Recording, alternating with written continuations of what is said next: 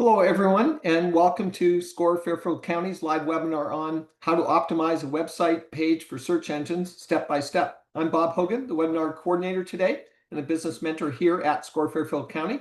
I'm going to be your host, and our presenter is Jennifer DeRosa. More on Jennifer in just a minute, but first some brief information on SCORE.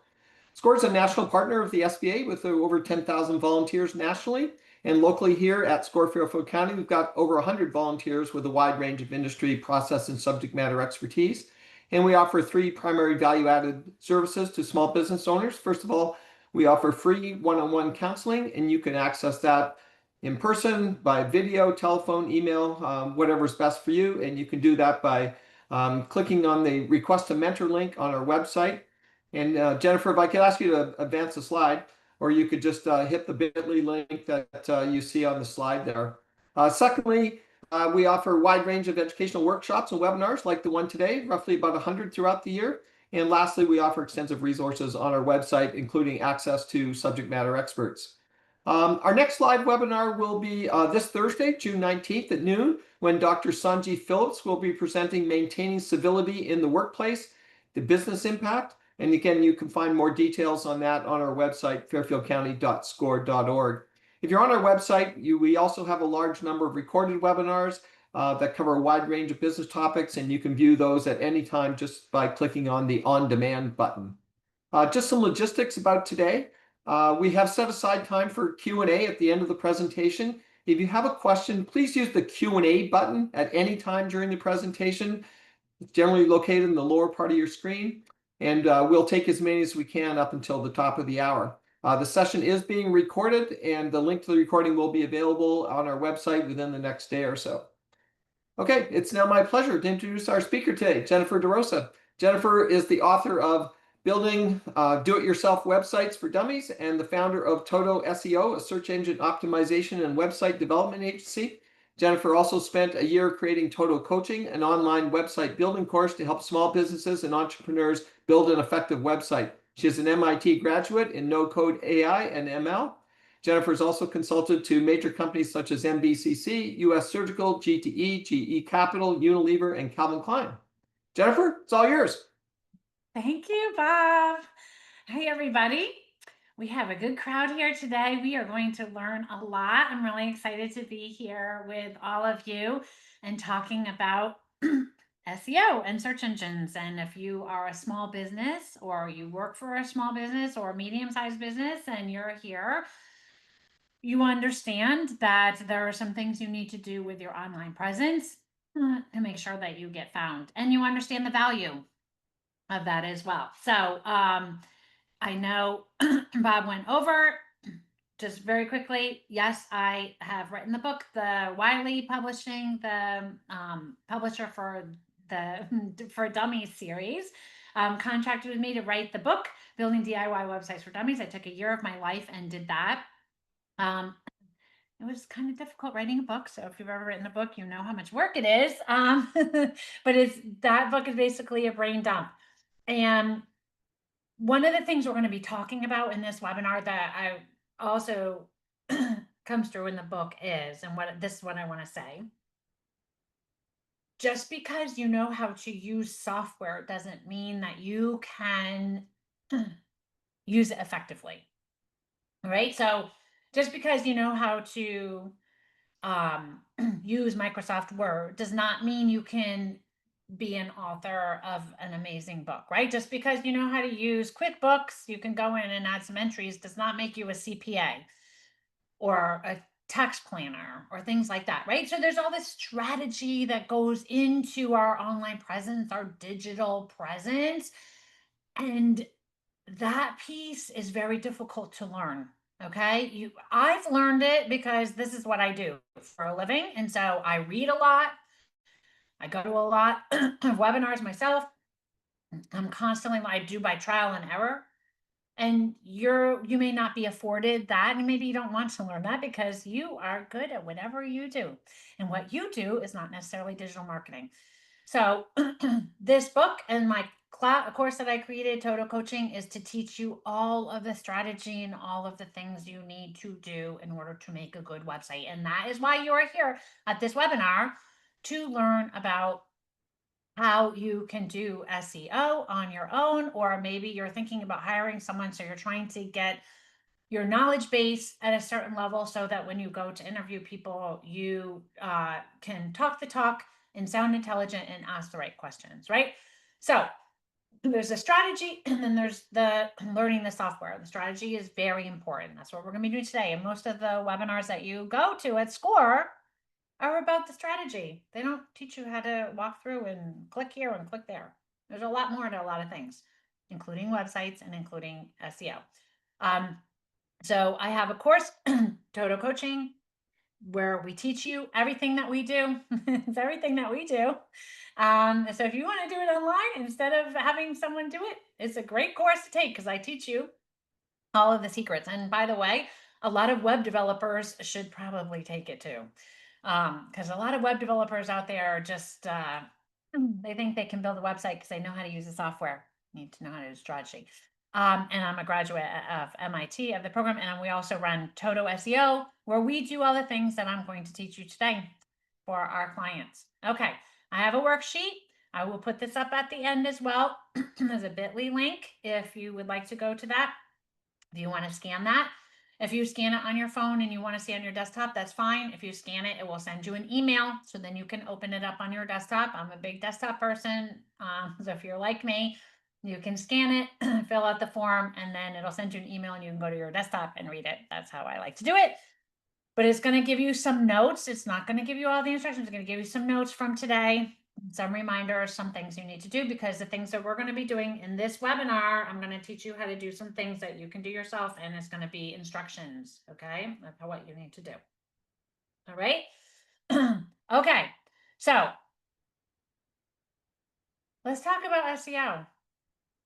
We're going to talk about in this webinar the basics of keyword research, how to optimize a page, best practices for a couple different things, content strategies, and then when to consider.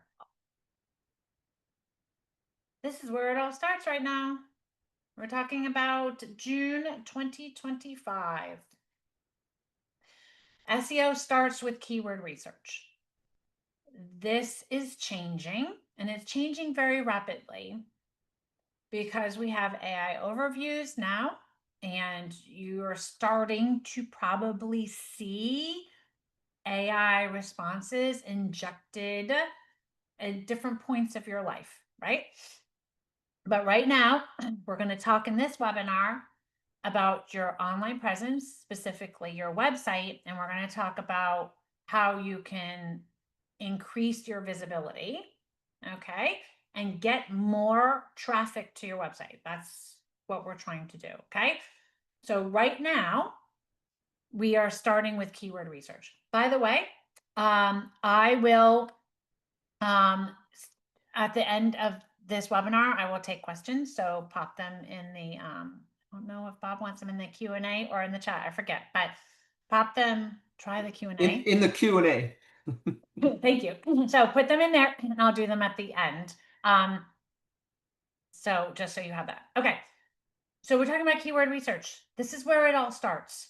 Okay. This is where it all starts. You want to do some proper keywords research. I have met with a lot of people and they say, oh, I have an SEO agency. They're doing some work for me. And I'll say, oh, what keywords are you going for? And they literally, the people I talk to won't even know what the keywords they're going for. If you've hired an SEO agency and you don't know what keywords you're going for, you need to go back to basics and find that out, okay? Because this is where it all starts. And you want to learn how to do this so that you can implement the things that I'm going to show you. Okay. But keyword research, right, is basically finding the keywords that people are using, okay? Finding the keywords. How are they going to find your website? I find that a lot of times we as small business owners, right, we're very entrepreneurial, we're busy, or maybe you work for a small a small business and the owners are like this. We get very I don't say myopic, but we get very like, sometimes we know what we do so well, right? We know our craft, we know what we do. And so we're ready to share that with the world. but the world is using different terminology or things to understand what we do. I have a client, she sells and services two-way radios in Miami, SEI Wireless. They were like, the owner does not like the word walkie-talkie. That is not what we do. We do two-way radios. Well, do you know what? A lot of people search for walkie-talkies online. So if you want to get found for walkie-talkies, or you want to get found for what people are searching for, you need to use the word walkie-talkies. You need to understand what your customers are using to find you. And this starts with understanding user intent. Okay, so you want to understand user intent. If this is the first time you're seeing it, this is a very important thing. And if you've already seen it before, let's refresh our memory. User intent starts by what is the intent of the user when they are doing searches. Okay, we can break them down into 4, maybe 5 different categories. The categories, this list I got here is from one of the tools that I use, SEMrush. There are other tools you can use, and the tools online that you can use to track and find keywords and do keyword research. Those tools will all have their own way of indicating user intent. Okay, there's informational, navigational, commercial, and transactional. There's also, I've seen local used as well. All right. So what is it? What is user intent? User intent is understanding what is the intent of the user. Why is this important? If you are selling something and you're going to do some keyword research, and your keyword research is using keywords where the user intent is informational, that person who is doing the searching, that informational search, is at the very top of the funnel. Okay, we have a funnel, a sales funnel. Okay, we have top of funnel, middle of funnel, bottom of funnel. You might see it tofu, mofu, bofu. That's the way they say it, right?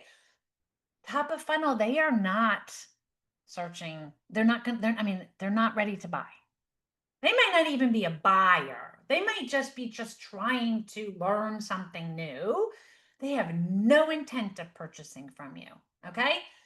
They may have an intent of purchasing from you. They may be at the beginning of their search. For example, my husband and I were thinking, we're like, oh my God, wouldn't it be really cool to put a big fish tank by our pool? Wouldn't that be fun? And see all these Nemos swimming around. Okay.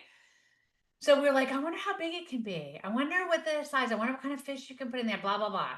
If we start doing some searches online, if I do that this evening with my husband, I'm not ready to buy. I'm not buying yet. I need to figure out all this information. My search isn't up here, informational.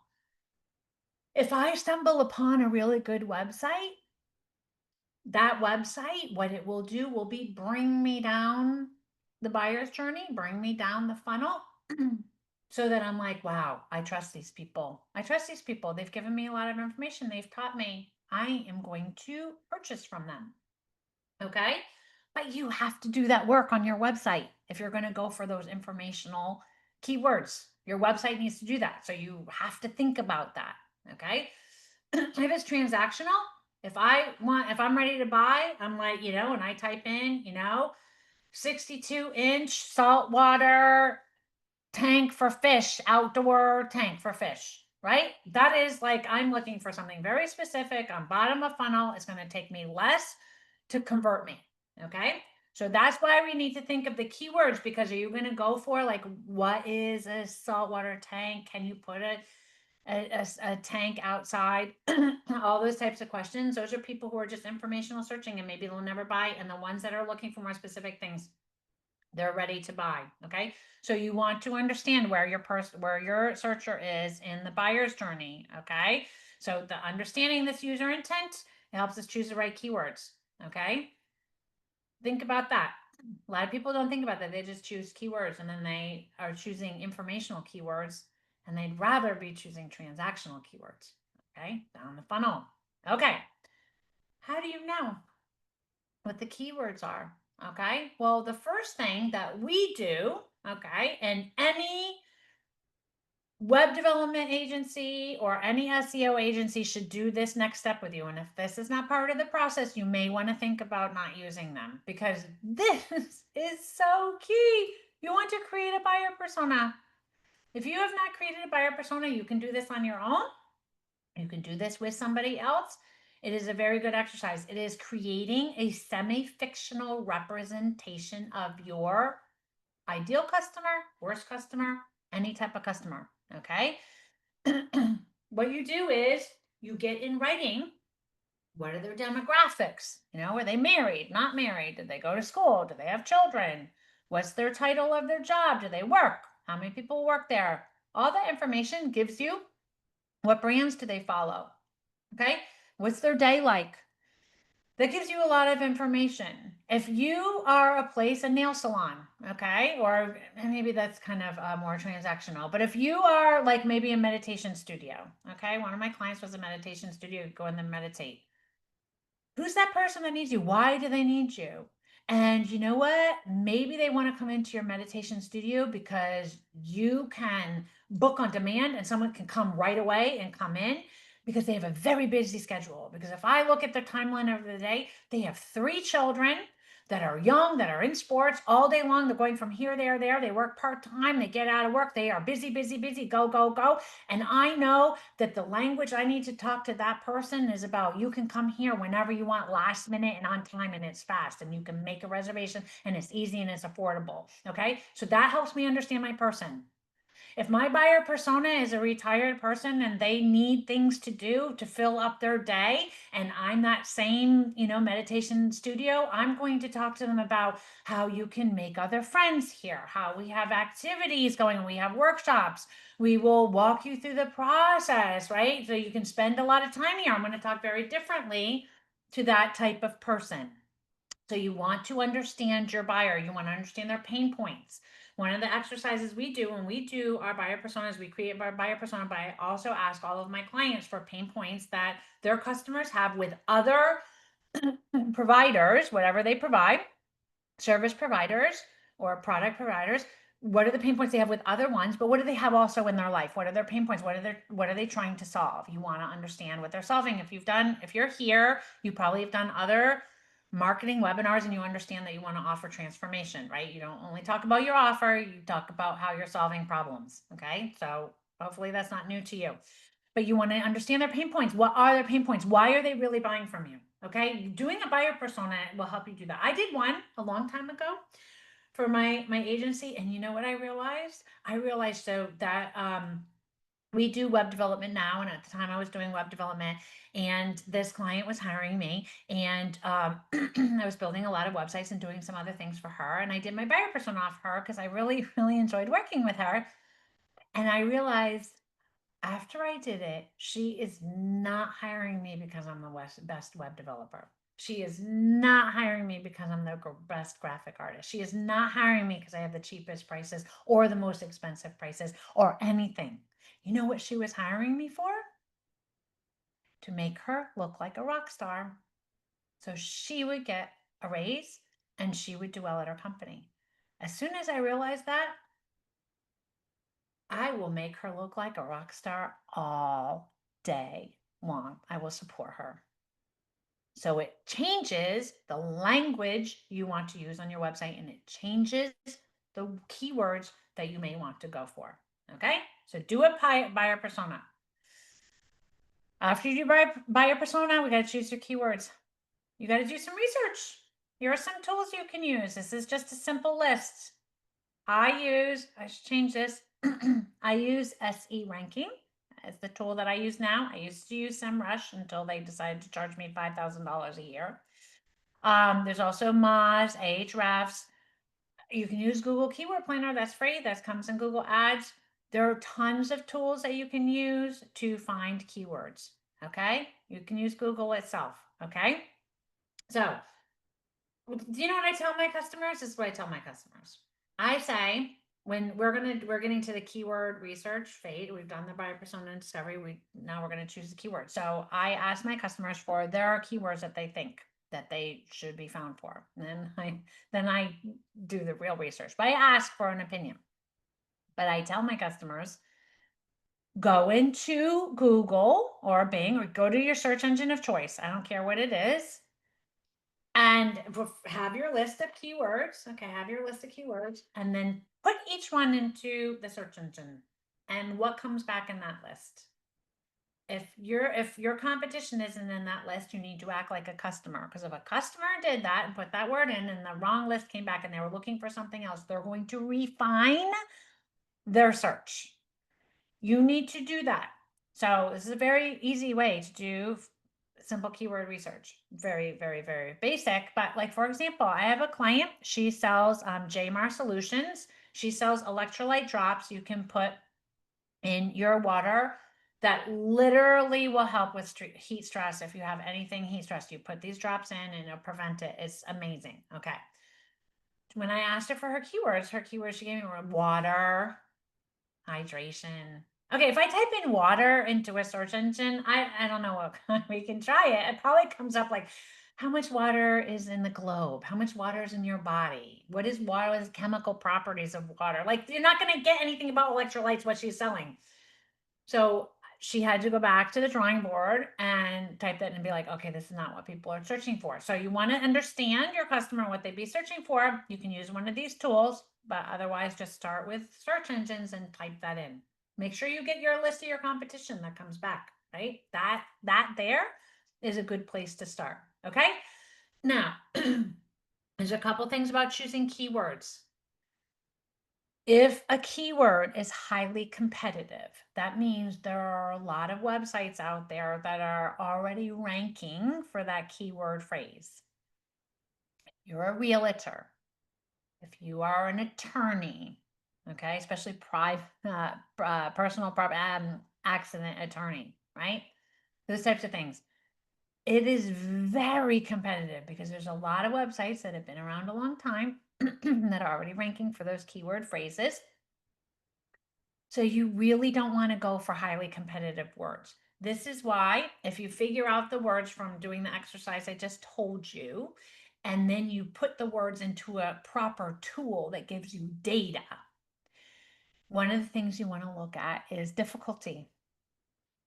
If the keyword's really difficult and your website is not considered in Google or a search engine's mind, it's really reputable and really great, it doesn't matter what you do, you're not ever going to get any traction on that keyword. You're not going to move up to the top for that keyword. So you might want to try a different keyword that has lower competition. It's just like if the United States and they said, everyone who would like to run in the Olympics, line up here. And I said, I'd like to run in the Olympics. And I went and they tested me. I probably wouldn't make it into the Olympics. Okay, probably would not. The top 3 people probably going, and those are the people that have probably been training a long time, doing this their entire life maybe. They have great genes, they eat correctly, they train every day, they do all the things they're supposed to be doing. If you're just starting out here, there's other companies in your competition that probably been doing this for a long time. You can't compete against them. This is not a free-for-all. Just because you do SEO doesn't mean that you're going to be in position 1, 2, or 3. You are in competition with other websites out there.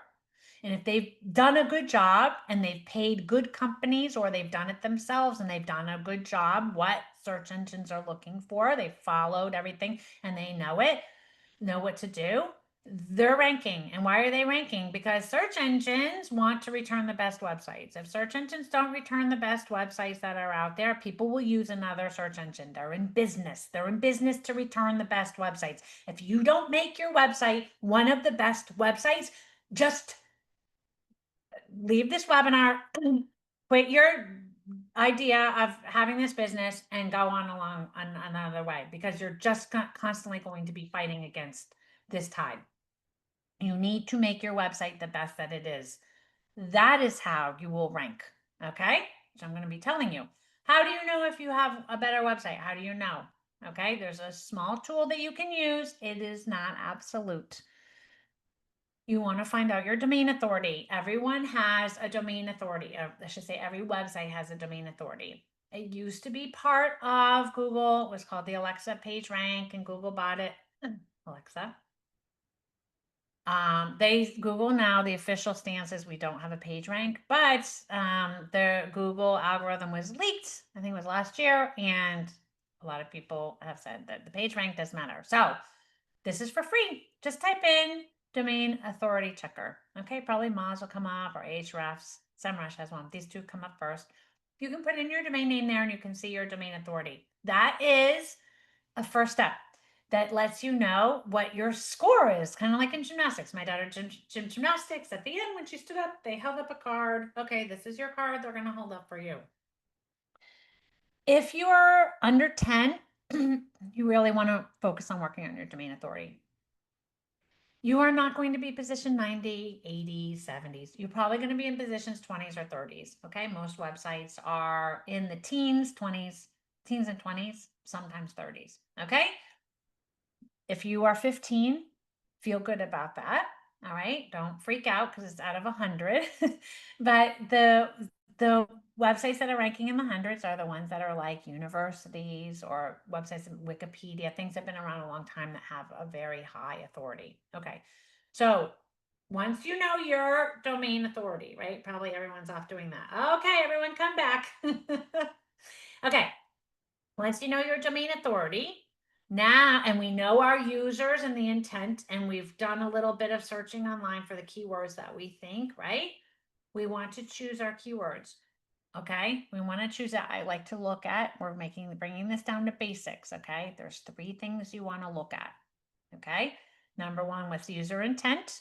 Okay, so if you really want more transactional type of searches, let's go for those words that are more transactional. The informational searches, by the way, will have more searches, more volume, more people will be searching for those keywords. Okay, and they may be more difficult. Those are also the same words that you see in search engines where you see the AI overview at the top. They're usually informational searches. Okay, right now, as of June 17th, 2025. You also want to look at your competition, how difficulty. So these tools that I gave you before will give you a difficulty ranking. Okay, so they'll say, okay, this keyword is a 9 out of 100. Okay, that's green. That is a good, you might be able to rank pretty fairly quickly if you go for that keyword. Maybe 19, anything under 20. My gosh, if you find your keywords are under 20, keep going with this. This is good. If you find all your keywords are like 50 or above, that's going to be hard for you to break in. You have to do a lot of work and a lot of things right online. So you want to know the competition. You want to know the difficulty of these keywords. So that's why you use one of these tools. And then you want to know the search volume. How many people are searching for it? Sometimes clients give us keywords and we put them in and there is nobody searching for those keyword phrases. Not 1, 0. So why would you go for that keyword phrase if no one is searching for it? Why would you do that? You would not, right? It's like going for the word tanini. My son made that up. That means ice cream when he was little.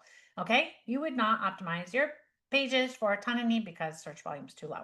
Okay, so you want to look at the search volume, but also too, if you're in a niche industry, you're going to have lower search volume, and say there's only 240 people across the country searching for it every month, but say you got every single one of those 240 clicks, I will take that. Okay, so you look at that, but take it with a grain of salt. But where's the sweet spot? The sweet spot is the keywords with the right intent, decent search volume, and manageable competition.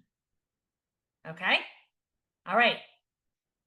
So now we have our keywords. Okay, now that took a little bit, but this is important. This is important. It's not something to be like, okay, move along, just tell us what to do.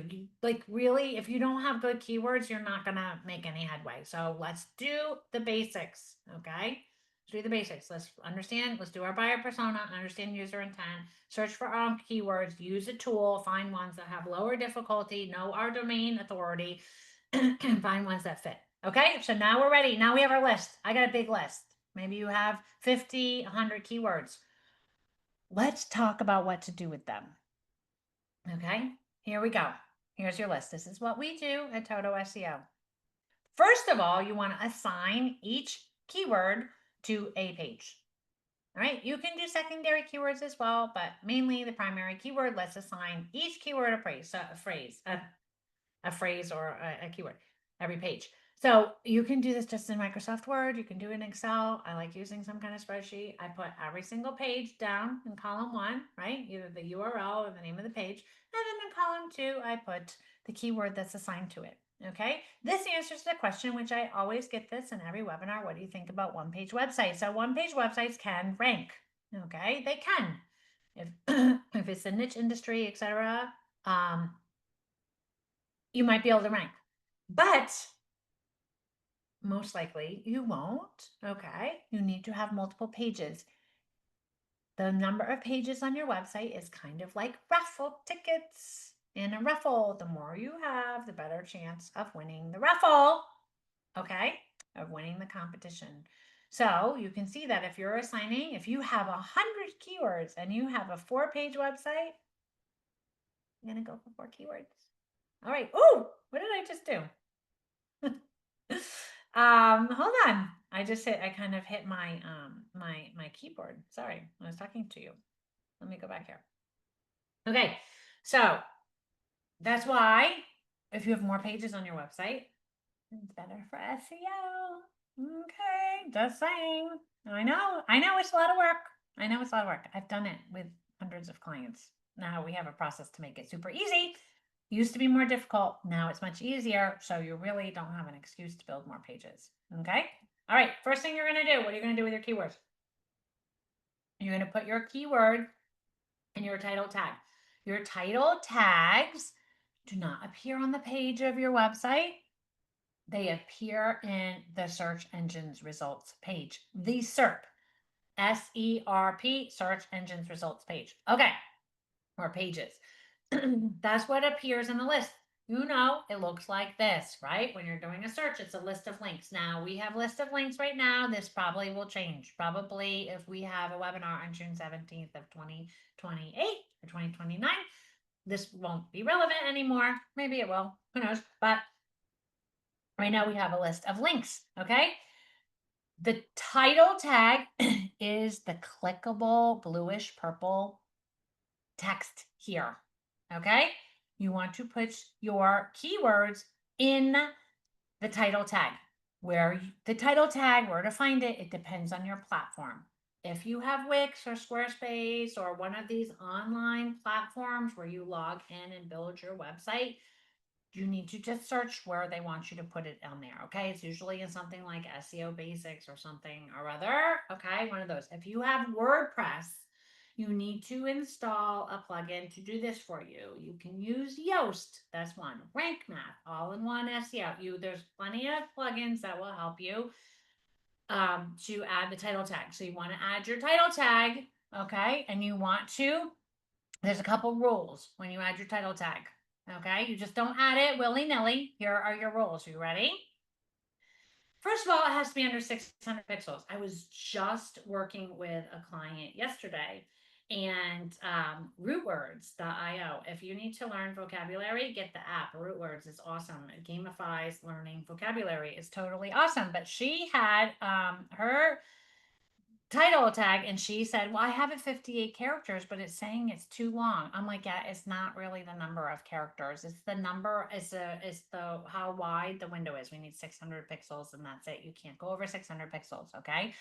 What that means is if you have a lot of fat O's or fat U's or things like that, right? You can have less characters. If you have a lot of skinny I's and skinny L's, okay, maybe T's, whatever, though you can have more characters. So it is not a hard and fast rule of the number of characters. It is 600 pixels wide. You can't have it as wide as you want. Okay. So you need to make sure. Otherwise, you know what you do? You've seen when you do this, if you haven't seen this, you're going to notice it now. When you do a search online and it has a ... and the whole title isn't there, that means it's too long. It's not. It'll do ... and you won't have the full title tag in view. So you want it to be under 600 pixels. Okay. You want to include the primary keyword near the beginning if you can, and you want to make it compelling for the users to click. That's the whole purpose of the title tag. Because if search engines, all of a sudden they think you did a good job on your website, right? Remember I was telling you, they want to return your website in search, position 1, 2, or 3. They're like, oh, this is a great website. So they move you up in search. in the search engines results page, and then people see your listing and they don't like your title tag, so they don't click on it. Search engines are not going to keep you in position 1, 2, or 3 because they're going to say, yeah, we tried them out here. No one likes it. We're going to drop them. So you want to make sure your title tag is intriguing and it makes people want to click on your search engine's result in the search engine's results page. Okay. All right. So there's a rule for title tags.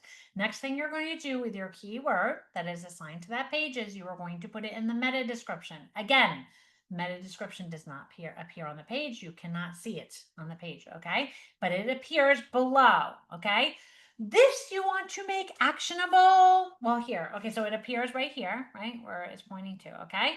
Again, here are your rules. You want to make it under 960 pixels. Okay. Wide. So it is, more or less 155 characters. Okay. But again, you need to use some kind of tool that will tell you how wide it is. You want to use the primary keyword near the beginning. You want to, first of all, I'm going to do that third one last. You want to consider user intent. Let's use the same thing together. Consider user intent and you want to make it action oriented. Okay.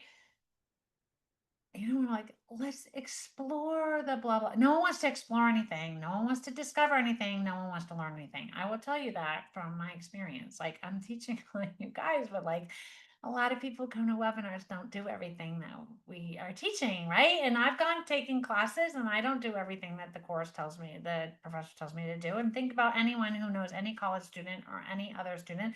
Everyone's trying to do the base minimum. So people don't like to learn. So if you're meta descriptions begin with explore this or learn this, okay, you're not going to get any clicks because no, what you're saying is come work. No one wants work. So we try to make our meta descriptions for our clients very actionable and considering the user intent, considering what they're looking for. What are they looking for? If they are looking for, remember I told you the example of the meditation studio, fast in, fast out, reserve at the last minute, come take a break from your screaming children, whatever. That would get a mother in there who's really busy. Okay. If you have something about meet new people, learn new skills, although I just said don't learn, but I'm talking about retired people, connect with others, whatever, feel less pain in your body. That's what happens as you get old. I'm getting old. So these are words you want to use use action-oriented language, but understanding the user intent. Okay, so we understand our description, right? Okay, we're going to do our titles and meta descriptions on every page with our keywords. Okay, next thing you're going to do is you're going to put the keyword in your heading tags. No, I need to make a note. Fix header is heading. Sorry, because I've given this webinar a couple times and I keep saying I need to fix it. This is your heading tags. Your headings on the pages are, if you don't know what I'm talking about and you build your website, you have to understand this. And if you had paid someone else to build your website, I'm telling you, they might have done this wrong because I just have been looking at multiple websites in the past month that other people did. And I don't know what these web developers are doing, but they clearly don't even know what. Anyways, you want only one H1 per page, okay? The heading 1 needs to be at the top. You cannot have another heading in front of it. It needs to be in logical hierarchy and sequential. So you have your heading 1, heading 2, heading 3. You only use heading 3s if they're underneath the heading 2. You only use heading 4s if they're underneath the heading 3. And you only use heading 2s if they're underneath the heading 1. And we only have one heading 1 per page. One, not 2 or more and not 0. We have one heading 1 per page. And we have multiple heading 2s. Sometimes you have heading 3s. Not all the time do you have heading 4s, okay? And rarely do we have heading 5s or 6s, but sometimes we do, okay? So you're going to maintain the logical hierarchy, and you're going to have only one H1 per page, and you're going to put your primary keyword in those headings. That's what you're going to do. Search engines read your pages, okay? Like a computer. They don't know you. Not talking to you, you are not able to fill in the blanks. They only know what you put on your page. If you don't put it on your page, and this is for all your content, by the way, and if you want to get in AI overviews, you have to put it all online. Because think about it, the search engines are scraping the internet. if you don't put what you offer out there on the internet in complete granular form, they don't know that. We're not at that point yet where robots know what you're thinking. So you have to put it online. Okay. So you want to put it online, but search engines, when they read your page, they're reading the coding. Okay. They're reading the code. They're reading the HTML, the markup. And when they come across a heading tag, they know, oh, this information is more important than the text on the page. There's a hierarchy. So you want to put your keyword in the heading tags of the page, okay? And heading tags also help human beings. Why? Because when you use headings on the page it breaks up your content. So instead of having like a large giant book to read, right? Your content is broken up. Like in this book, I have some content broken up. Here's a heading. And so I can skip to a section or I can skim the page. And that's what people like to do. They want to skim your website so they understand what your offer is, and then they will stop and read the section that they want to read. So we want to use heading tags. Okay, so you're going to put your keywords there. Next thing you're going to do is you're going to put your keywords in your URLs. Your URLs can also be called permalink, slug, path. It's got a ton of names for it. Okay, the URL is just, is HTTPS. You need to have the S : / your domain name. We don't usually use wwws anymore, so if you can get rid of those, get rid of that. That is old fashioned. So your domain name dot whatever, most likely .com / and then whatever it is up there, right? So that's your URL structure. Here are your rules. Okay, use hyphens to separate words. Please do not run all your words together. Okay, the second thing, include your keywords in your URL. Use them there. Okay, keep them short. Avoid stop words. Do not put words like the, that, those kinds of words, of, any of those kind of words, short words. Those are called stop words. We don't use them. Use only the words that are important, that help search engines understand your website. And you want to nest your pages. That helps them understand your hierarchy in your organization. So put all of your services pages underneath / it could be just basically services, or it could be like residential - home - construction - services / and then you put your services pages under there. Search engines do that. They understand. It's like going to a filing cabinet. If someone said to you and you were in a new office and it's your first day there, and they said, okay, I need you to find the papers about the lease of this building. Okay, it's in the filing cabinet over there. If in the filing cabinet there was no folders, how long would it take you to find the lease? But imagine there's folders and one of the folders says lease. You would be like, oh, the lease is right there. I'm going to open that folder and yes, it should be in there, right? So that is the same thing when you nest your pages or you put your pages together, group them with your URL structures. Search engines can find your information in an easier way, and they understand your offer and what your website's about in an easier way, in a better way, and they are more likely to return it in search. So we just want to do this, okay? Next thing you're going to do is you're going to optimize your images. You just don't take pictures with your phone or download stock photography and upload them to your website. Please don't do that. Please do not do that. We don't want images named DSC _ 45678 or IMG 2460 or Shutterstock _ 960.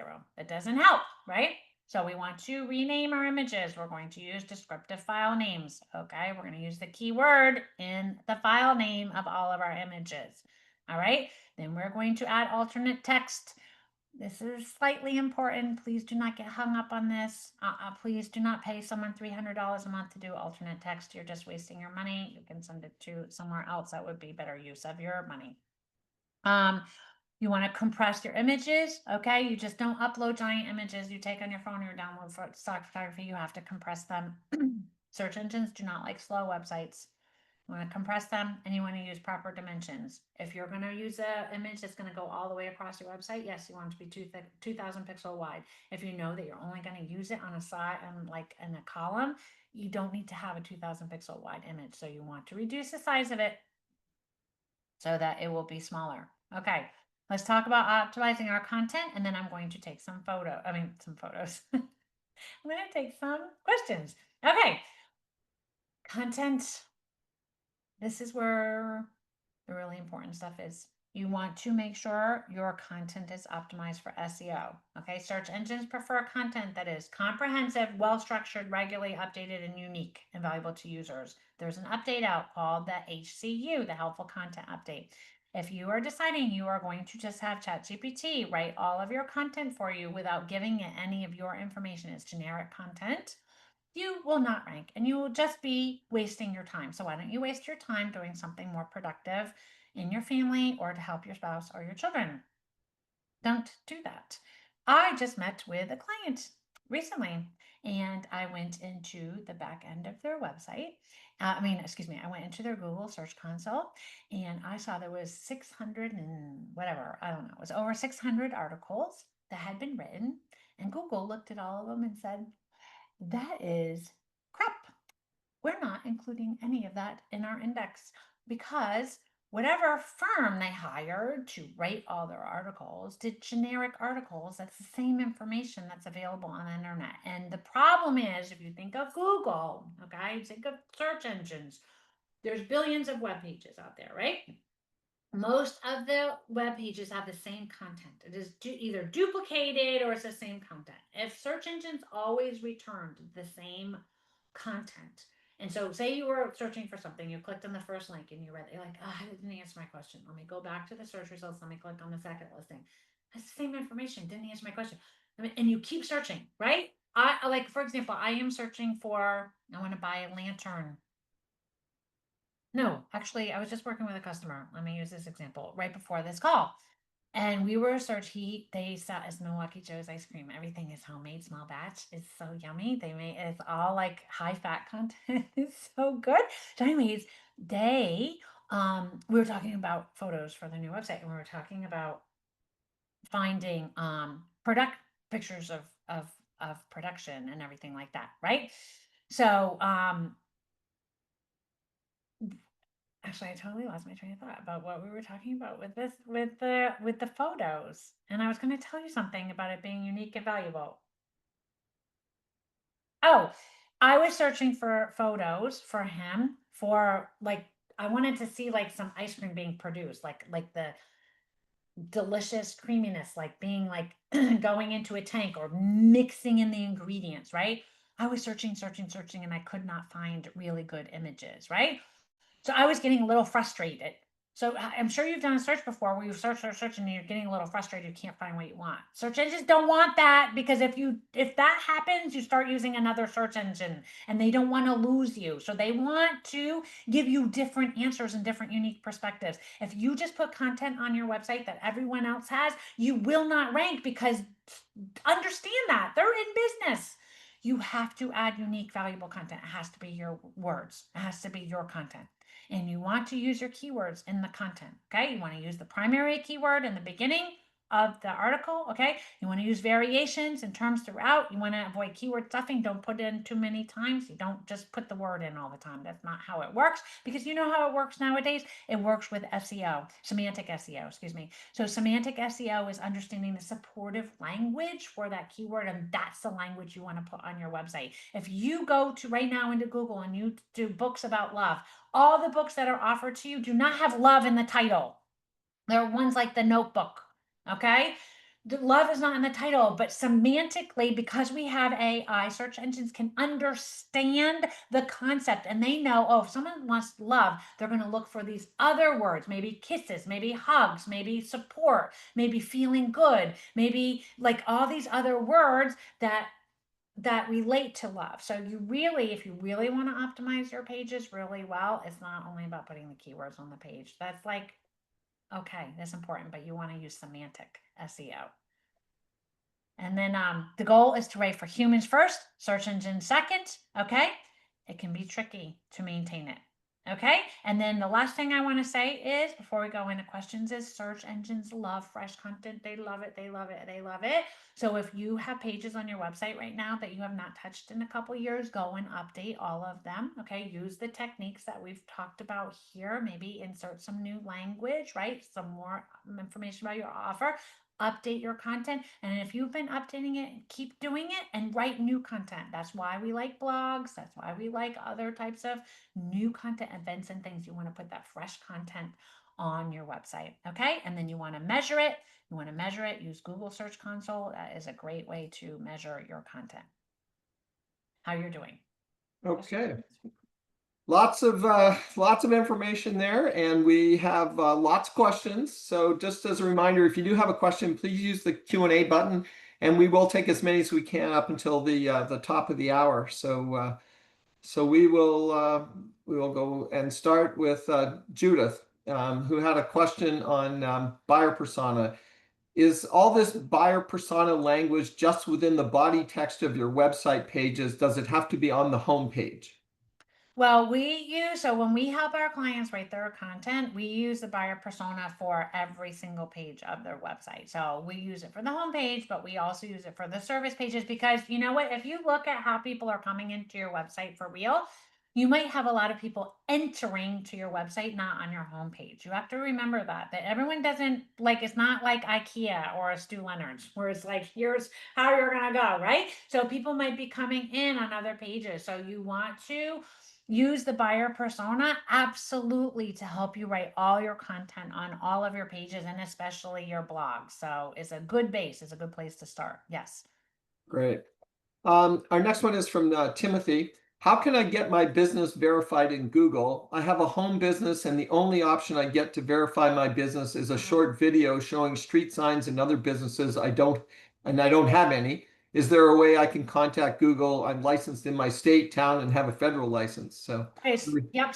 So Google Business Profile, he's asking about, is only for local businesses. Local business, that's their rule. Google's rules, they will tell you that if you talk to them. Google Business Profile, if you want to have those, that means you service people within a 2-hour driving radius, meaning they come to you within 2 hours or you go to them. That is allow you. If you don't have that, you're really not legitimately supposed to have one. Okay. To get verified, you used to have to get a postcard. Now you have to do a video. You got to do a video. And I work with a lot of people, especially women who they work out of their home and don't want to put their home address on there. Well, then don't expect any local business. Like, you have to pick. If you're in business, you either need to pick, I'm going to do this or I'm not going to do this. If you want local business, you have to put your address on there. You have to do it. And I can argue with you all day, then just quit your business. You either do it or not. So you have to put your address on there. So this person, I'm not exactly sure why they have to make a short video. So you have to go out, you got to go show the street sign stuff. Then you got to walk in, you have to walk into an office. Is there signage? Make some signs, and then you have to set up an office and put some invoices around and whatever products you're making. Sure, this is where I make my candles. This is where I package my stuff up, whatever. And then you will get verified, but you have to show that. This is the deal. Too many people were making fake businesses and doing this and that. This is the way it is now. And if you don't like it, but you have to do it. I know it's a pain, but you got to do it. You got to do the video. Okay, good advice from experience. Here's one from Marlene. When adding keywords to website and Google page, should it be the same keywords? I think she means to her Google Business Profile. That's what I'm going to guess that Marlene means. Yeah. So it can be the same keywords. We do that. Definitely. That's what we do. And in Google Business Profile, there's a lot of things you can do that people don't know about, but you can add your keywords in many different ways. So yes, you should do that. Put them in both places. Our next one is from Peter, when relates to when you were talking about title tags and meta descriptions. And his question is, can you give examples of good title tags and meta descriptions? I use this, if you've seen me before, you're going to know I give this example. I use this example a lot because it's very, I'll give it to you very quickly because we don't have a lot of time. I had a client, he sold motorcycle parts. He was ranking for forward foot controls. He was getting no clicks and he was in position like 1. I'm like, why are you getting no clicks? And then I looked at his title and meta description. He was getting no clicks because it was describing what a forward foot control. If you know what a forward foot control is, you don't need to know, you don't need to be educated. That is not an informational search. That is more transactional. So we had to change his title and meta tag. So it was like free shipping, guaranteed, like, whatever, 24-hour delivery. I don't know. You have to put language. We're going back to our buyer persona of what they're looking for and the intent of the search. So a good title and meta tag is one that's more direct about the offering of what he offered instead of explaining. And now if I was a website that was educating people about motorcycles, and maybe I did motorcycle training, maybe I wanted people to learn about motorcycle riding and motorcycle bikes, right? I might go for tell people what is a forward foot control and learn all about it here, because I'm going to bring them down the funnel and then get them to sign up for my class. But this guy was selling it. So you need to just, the closer you can get to what your offer is. Are you teaching people something? Or do you want them to buy something? And make it talk directly to what they want. That's why the buyer persona comes in, because you know their pain points. So you can talk directly to their pain points with your title and meta description. Great example.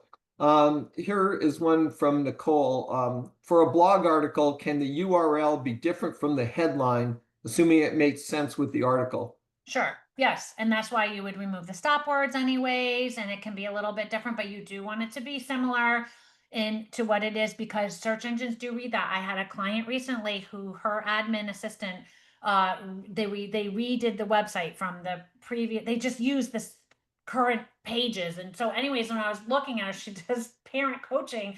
And so she was doing a page on her parent coaching, and the URL was something about speech therapy for toddlers. And I'm like, okay, she did not change the URL. She just used this page. So that confuses search engine. So yes, you want it to be similar. It does not need to be exact, but you want it to be similar. Yes. Okay, here's one from Karina. I think my website conforms with most guidelines. However, I have not got any buyers from the visitors. My products are of great taste and quality and sell well at a farmer's market. How do I know whether my costs are too high or people are just not interested? Oh, so what I would do in that case, I mean, there's a lot we could talk about, but we don't have time and you are not sitting in front of you. But you know what I would do first? I would install a heat mapping software such as Mouseflow on your website.